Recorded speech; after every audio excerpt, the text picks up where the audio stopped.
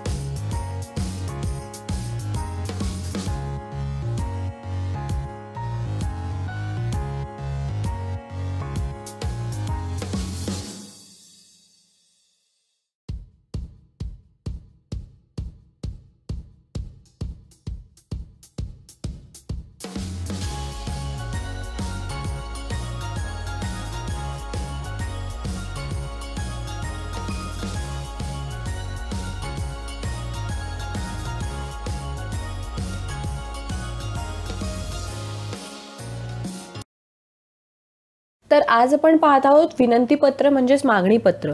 तर प्रश्न जसा आपल्याला दिलेला आहे की आपले रामकृष्ण महाविद्यालय, जो आपल्याला प्रश्न दिलेला आहे त्याला अनुसरून आपण आज पत्रलेखन केलेलं आहे। तर पत्रलेखन करताना सर्वात महत्त्वाची गोष्ट म्हणजे पत्र हे संपूर्णपणे तुम्हाला डाव्या बाजूला लिहायचं आहे। म्हणजे तुमचा जो बोर्ड एक्झामिनेशनचा पेपर असतो त्याच्या डाव्या साईडनीच तुम्हाला पत्र लिहायचं आहे।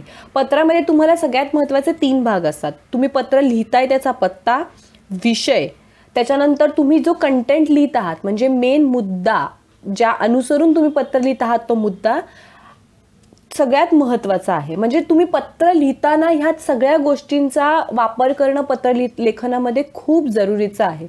कंटेंट जो तुम्हाला विषयाला अनुसरून लिहायचा आहे आणि शेवटी म्हणजे पत्र लेखनाच्या शेवटी तुम्ही जो पत्ता मेन्शन करता म्हणजे तुमचं नाव जे करता, आपला विश्वासू किंवा युअर्स फेथफुली, ते तुम्हाला जर दिलेलं नसेल तर तुम्ही अबक मेन्शन करू शकता। पण ते कसं करायचं ते तुम्हाला मी पुढे सांगणार आहे। तर पत्र बघूयात। प्रति माननीय मुख्याध्यापक श्री वरुण सहस्त्रबुद्धे, रामकृष्ण महाविद्यालय पुणे, हा पत्ता आपल्याला ऑलरेडी दिलेला आहे म्हणून आपण तो मेन्शन केलेला आहे। दिनांक जी असेल ती तुम्ही मेन्शन करू शकता किंवा तुम्हाला जर विषयामध्ये दिनांक दिलेली असेल प्रश्नामध्ये तर तुम्ही तीही वापरू शकता, काही प्रॉब्लेम नाही। त्यानंतर सगळ्यात महत्त्वाचा गोष्ट येतो तो म्हणजे विषय, पत्राचा विषय। पत्राचा विषय जेव्हा तुम्ही लिहित असता तेव्हा पत्राचा विषय हा प्रश्नाला अनुसरून असणे खूप गरजेचे आहे. आता आपण इथे काय विषय दिला आहे, खेळाचे साहित्य मागणी करता विनंती पत्र, कारण हा आपल्या प्रश्नाला अनुसरून आहे आणि प्रश्नाचा जो विषय आहे तो एकाच ओळीत असावा. 2 ते 3 ओळीमध्ये तुम्हाला विषय नाही लिहायचा आहे, एकाच ओळीमध्ये लिहायचा आहे, कारण त्याला मार्क्स असतात. त्यामुळे विषय लिहिणं अत्यंत जरुरीचं आहे. म्हणजे वरचा पत्ता त्याचा मार्क्स, विषय जो तुम्ही मेन्शन केलेला आहे त्याचे मार्क्स. त्याच्यानंतर आपण पत्र लिहितो. त्याच्यामध्ये आपण काय लिहितो, माननीय महोदय. माननीय महोदय आपण लिहितो म्हणजे ज्याला आपण पत्र लिहित आहोत त्यांना मान देतो. म्हणजे सपोज तुम्ही आई वडिलांना पत्र लिहिता आहे तर तुम्ही वेगळा लाईक मेन्शन कराल, किंवा आपण मुख्याध्यापिकांना लिहिलेलं आहे त्यामुळे माननीय महोदय लिहिलेलं आहे. त्याच्यानंतर पत्र सुरुवात करूयात. मी आपल्या रामकृष्ण महाविद्यालय इयत्ता 10वी शिकणारा विद्यार्थी आहे. मागच्या वर्षी झालेल्या क्रिकेट स्पर्धेत आपल्या विद्यालयाने प्रथम पारितोषिक पटकावले आहे. तरी या वर्षी देखील होणाऱ्या क्रिकेट स्पर्धेत आपल्या विद्यालयाला सहभाग घ्यायचा आहे, परंतु आपल्या विद्यालयामध्ये खेळाचे साहित्य कमी पडत असल्या कारणाने सराव करण्यास व्यत्यय येत आहे. तरी माझी आपल्याला विनंती आहे की लवकरात लवकर आम्हाला सरावासाठी लागणारे साहित्य उपलब्ध करून द्यावे.